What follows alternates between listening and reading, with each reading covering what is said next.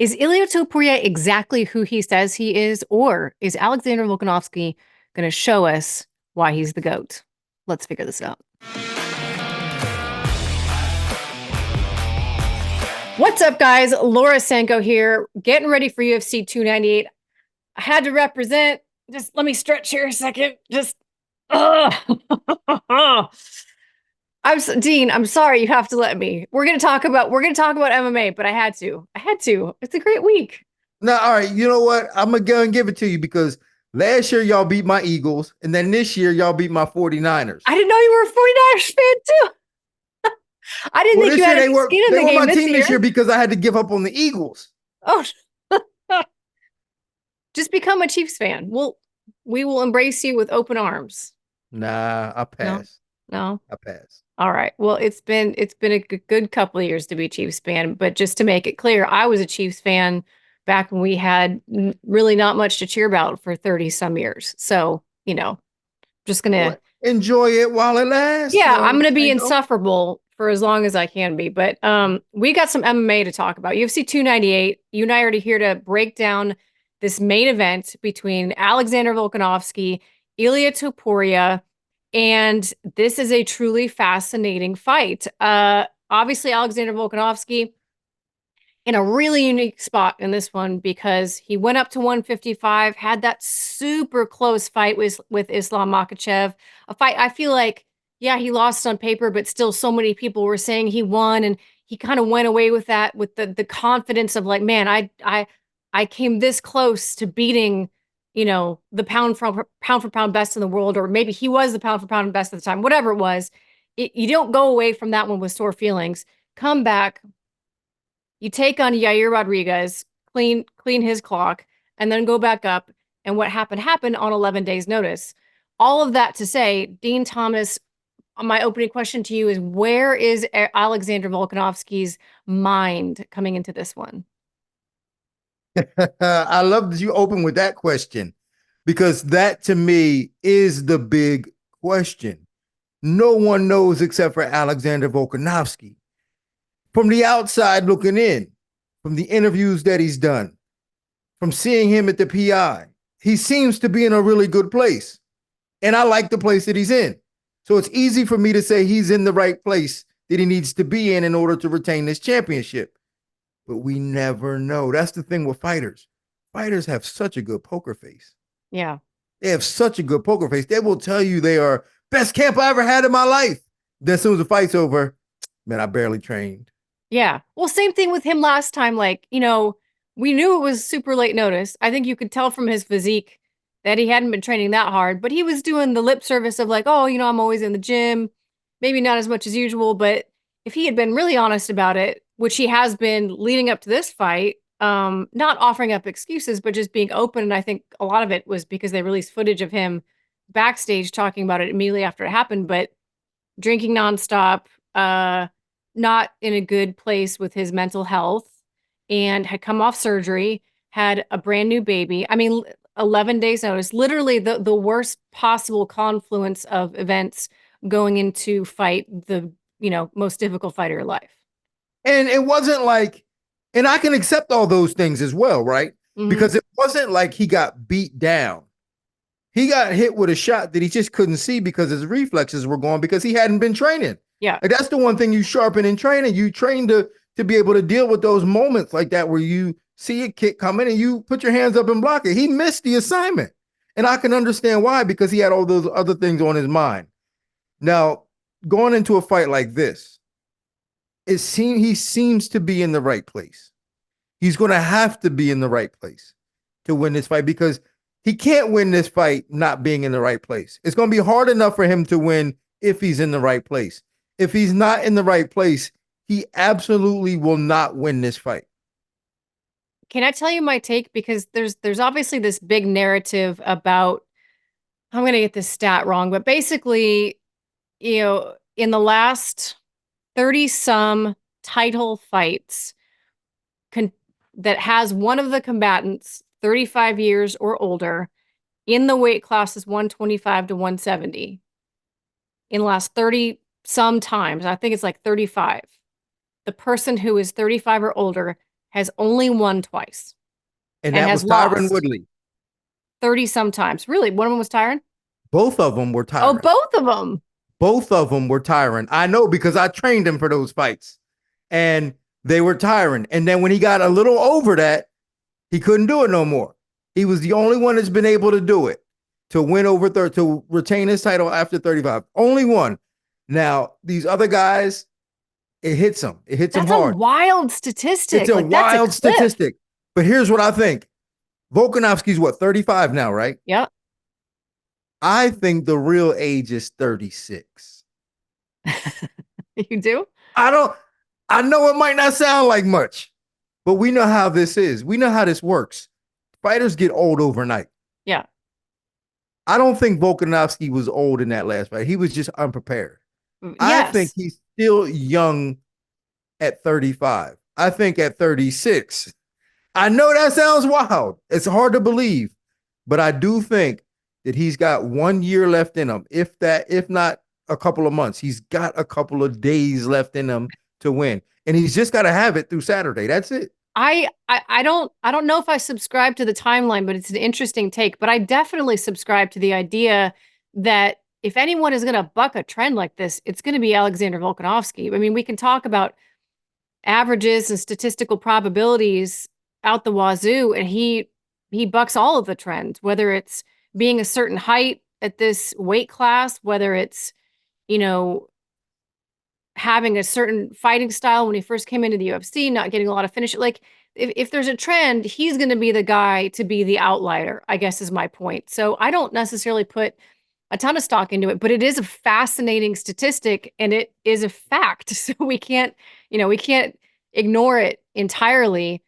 I think though with the mindset, I actually think that we are going to get a better Volkanovski having been through that experience. I think I I think so think too. I think I think we're going to see another level to him, which is crazy to think about because I think last time you and I did a breakdown on him, that was the thing I kept hammering home is like, it is crazy to me that a guy at his stage of the game, at his age, uh, when he decides to go out there and be better, he can be.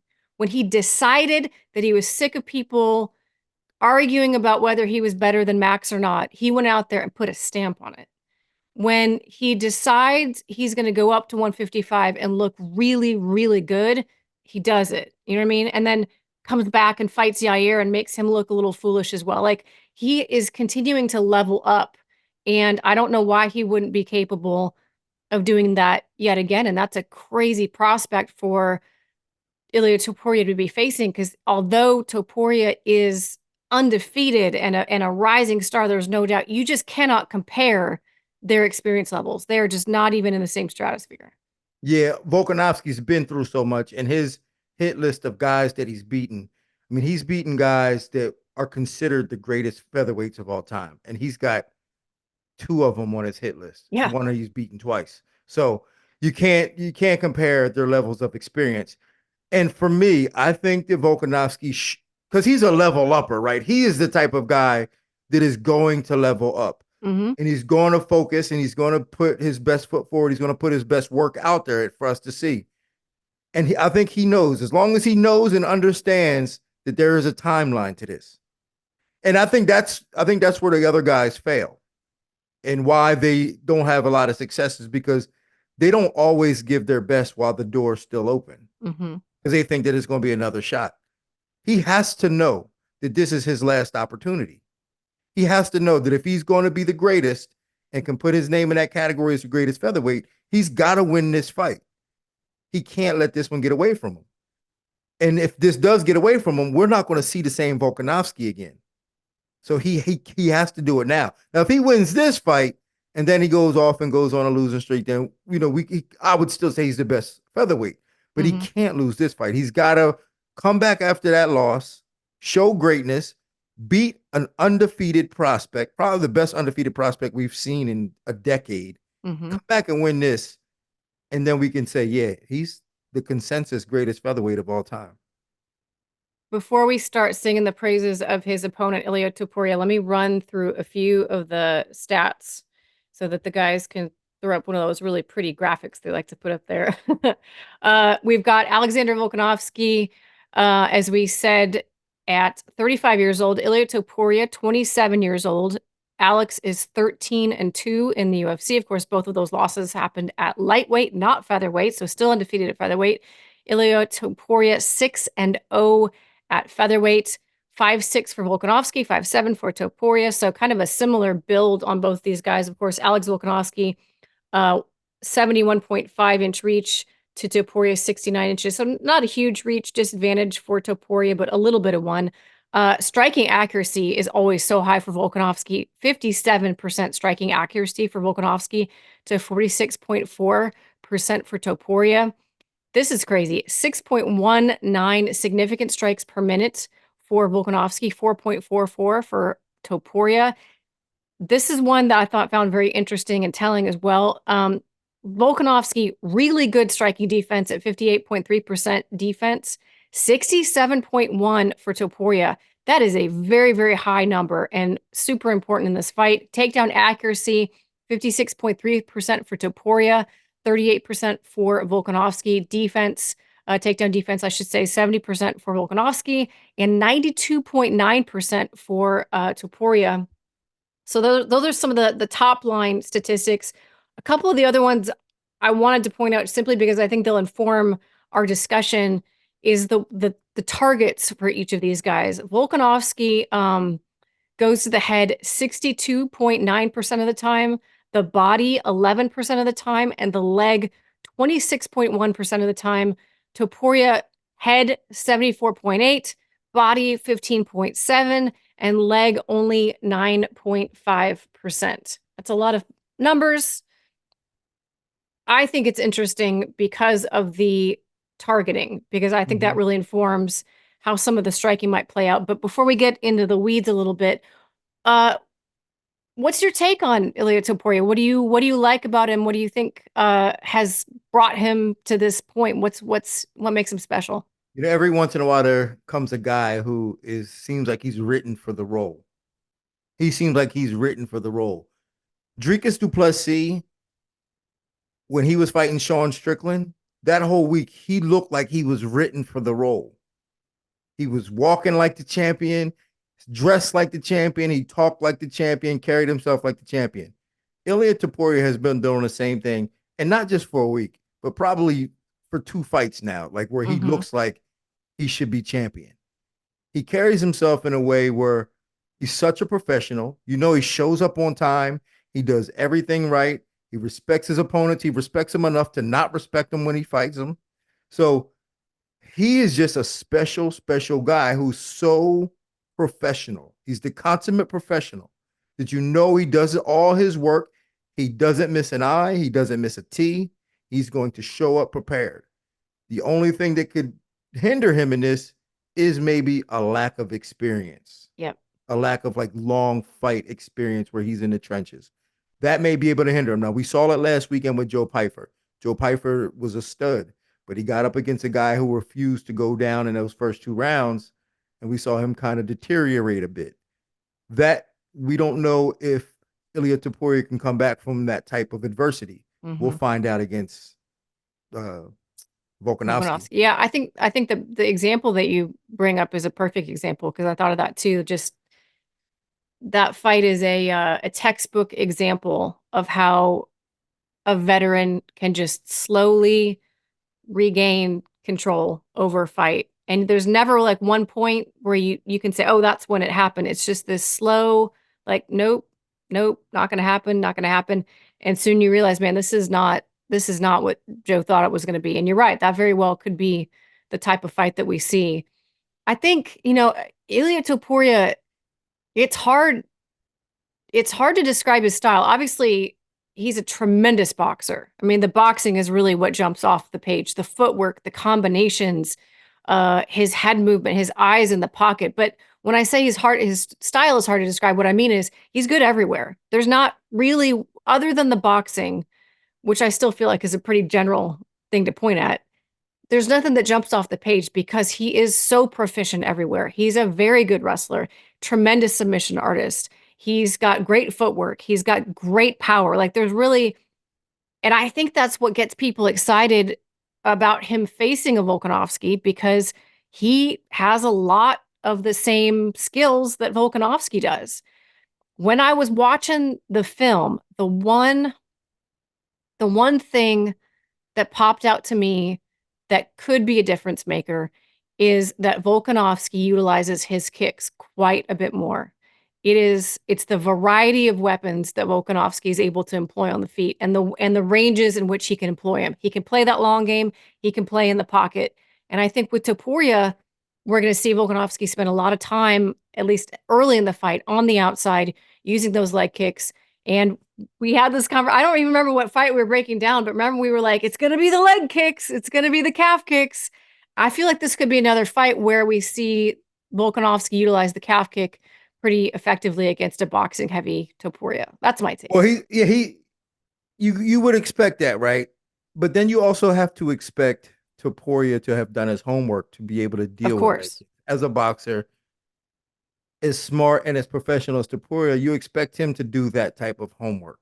Yeah. And I expect him to be prepared for that. What I really think this fight comes down to is the respect that Volkanovski's going to have to get on the outside. He's going to have to get respect early, or his feints aren't going to work. Because Volkanovski relies heavily on his feints to keep guys off balance, keep them on ice, keep them guessing. Now, if he's on the outside and doesn't get any respect, there's going to be no reason for Ilia Topuria to feint or to bite on any of those feints. So he's got to get some respect early with a good shot or something that can hurt Topuria, so he knows he can be hurt if he doesn't bite on a feint. Do you feel like, I mean, when I look at the guys that Topuria has beaten, I mean, that fight against Josh Emmett was tremendous. That was Ooh. clean, beautiful. You Yeah. pieced him up. Bryce Mitchell ragdolled him and submitted the guy who was supposed to be there to submit you. I mean, he's beating the guys that he's supposed to beat in the right way. But the jump from Josh Emmett to Alexander Volkanovski is substantial, would you say? Or do you Yeah. disagree? It is from a skill perspective, but not from a danger perspective. He handled the True. danger of Josh Yeah. Emmett better than anybody that's ever faced Josh Emmett. I mean, he stayed safe. His defense was on point, and he just bludgeoned Josh Emmett.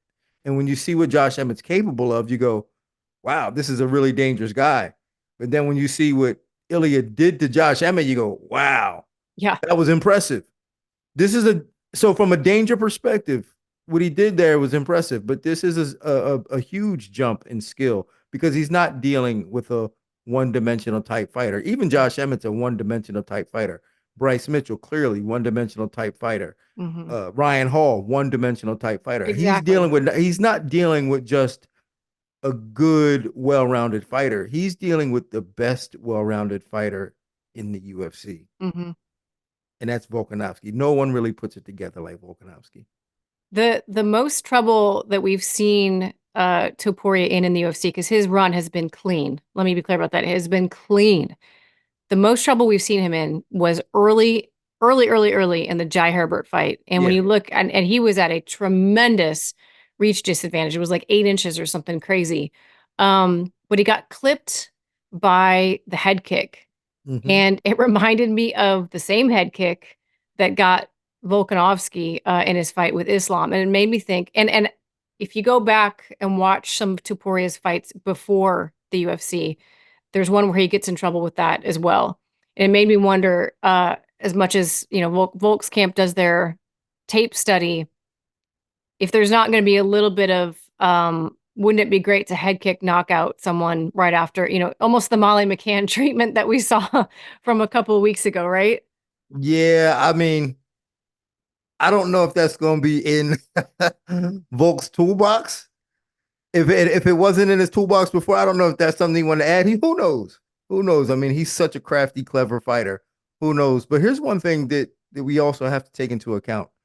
What is Ilia Topuria's best punch? His right hand. His right hand, and it's an overhand right. Yeah. Sometimes those can be a little harder to hit on a shorter guy. Mm-hmm. Little easier on Bryce Mitchell, who stands so tall, Jai Mm-hmm. Herbert standing so tall up against the fence. When he's dealing with Volkanovski. Volk's going to be moving. He's a little bit shorter. It's going to be a little harder to get his hands on him to hit that overhand right.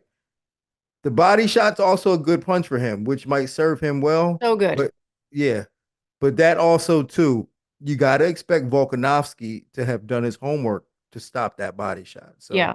such an interesting matchup, really interesting, like things that's going to play out in this that's going to really determine who's the better man that night. See, when you say about the overhand right, because you're right, his overhand right's beautiful, and he throws it. He doesn't chuck it like a softball.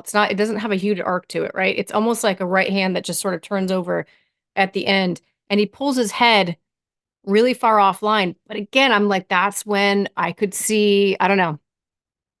I'm being mystical here. I just feel like a head kick is going to be a And factor in it's this very fight. possible. It's very possible for that reason. Yeah, For that reason, because his overhand right is money. He throws it perfect. Like it's his arm is in the same angle that his body's moving. I mean, everything about that mechanically is perfect. But there's always a risk for everything you do. Nothing is free. talk to me about the grappling. Who do you feel like has the advantage on the ground? Because I feel like they're both. I mean, they're obviously both very good there. I would not want Alexander Volkanovski on top of me though, and I think that Topuria's game. I can't remember what fight it was, but there are times where, oh, it was the Yusuf Zalal fight Mhm. where if he can't finish the submission, he continues to chase submissions. And I don't know if that'd be a smart thing to do, against Alexander Volkanovski. I don't know. I'm curious No, your thoughts on. I'm going to give the edge in wrestling and grappling to Alexander, and that's just from what I've seen. Hmm. Right? If it's a little easier for Topuria to kind of bully Bryce Mitchell around and bully Ryan Hall. I mean, these are very slick kind of grapplers, not very, bullish type Yeah, grapplers. And I think that when it comes down to it, I think Volkanovski's going to have a little bit more meat behind his bones in terms of the grappling. I think he's going to be a little bit stronger, a little bit bigger in those spots. And I think he's going to probably end up on top more often and win those scrambles, but his ground and pound can be nasty. He's a yeah, very good ground and pound guy, and that might be the difference. If he can get Ilia on his back and open up the ground and pound, this fight could be over. That could be the end of the fight because I don't know if Ilia is going to be able to get back to his feet. Like if he does, hmm, problem solved. But if he can't get back to his feet, Volkanovski has the type of ground and pound pressure to break you. yeah. I love this fight because I there's so many different ways I could see it going. I could see Ilya catching him early and knocking him out.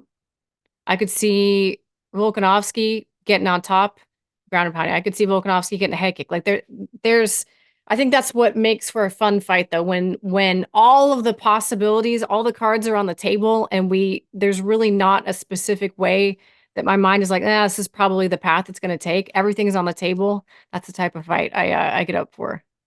Yeah, it's crazy too because you know what this could possibly be like a little bit?